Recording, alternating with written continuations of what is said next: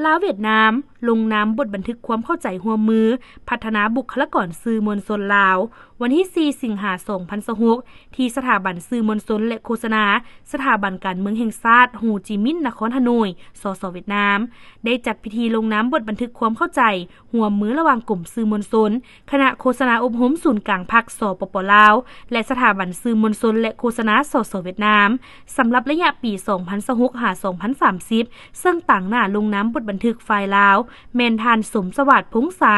หัวหน้ากลุ่มสื่อมวลชนคณะโฆษณาอบรมศูนย์กลางพรรคประชาชนปฏิวัติลาวและฝ่ายเวียดนามแม่นรองศาสตราจารย์ปริญญาเอกฟ้ามิงเซินผู้อำนวยการสถาบันสื่อมวลชนและโฆษณาสสเวียดนามพร้อมตั้งหน้าภาคส่วนเกี่ยวข้องของฝ่ายลาวเวียดนามเข้าร่วมในโอกาสดังกล่าวท่านสมสวัสดิ์พงษาหัวหน้ากลุ่มสื่อมวลชนคณะโฆษณาอบรมศูนย์กลางพรรคได้กล่าวบทบันทึกร่วมมือฉบับนี้เป็นการสืบต่อและการพัฒนาร่วมมืออันดีงามของสองฝ่ายที่ได้ดำเนินมาแต่ปี2011โดยได้เน้นใส่การพัฒนาบุคลากรสื่อมวลชนการแลกเปลี่ยนประสบการณ์การค้นคว้าวิชาการและการจัดกิจกรรมร่วมกันตามบทบันทึกฉบับใหม่นี้สถาบันสื่อมวลชนและโฆษณาสสเวียดนามจะสืบต่อสนับสนุนการบำรุงและก่อสร้างบุคลากรสื่อมวลชนลาวผ่านการฝึกอบรมระยะสั้นระยะกลางและระยะยาวเพิ่มจำนวนสุดอบรมผู้นำพาและคุ้มครองสื่อมวลชนเป็น2สุดต่อปีพร้อมทั้งจัดสรรทุนการศึกษาในระดับปริญญาตรีและปริญญาโท